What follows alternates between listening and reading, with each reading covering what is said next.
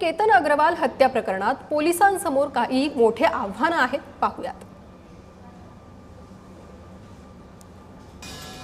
केतन अग्रवाल खून प्रकरणात पोलिसांसमोर एक मोठं आव्हान आहे। ते लोहगडच्या सीसीटीव्हीतील तरुण हा चेतन चौधरीच आहे हे सिद्ध करणं। याचं कारण म्हणजे 18 जून रोजी चेतननं त्याचा चेहरा पूर्णपणे झाकला होता आणि यामुळे पोलिसांनी त्याच्या चालीचं विश्लेषण करण्याचं ठरवलंय। तर चालीचं विश्लेषण म्हणजे काय, पाहूयात। आरोपीला घटनेदरम्यान जे कपडे परिधान केले होते तसेच कपडे घालून चालायला लावलं जातं। या चालण्याचं शास्त्रोक्त पद्धतीनं रेकॉर्डिंग केलं जातं। चालण्याची पद्धत, एका पावलाची लांबी, शरीराची ढब हे टिपलं जातं।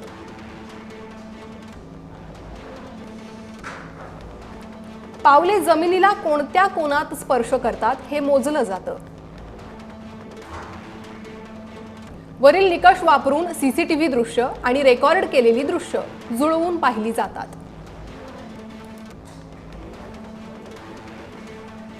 माणूस आपली चाल फार काळ बदलू शकत नाही, तसं करणं जवळपास अशक्य। हा पुरावा प्रमुख पुराव्यांना आधार म्हणून ग्राह्य, केवळ चालीवरून गुन्हा सिद्ध होत नाही।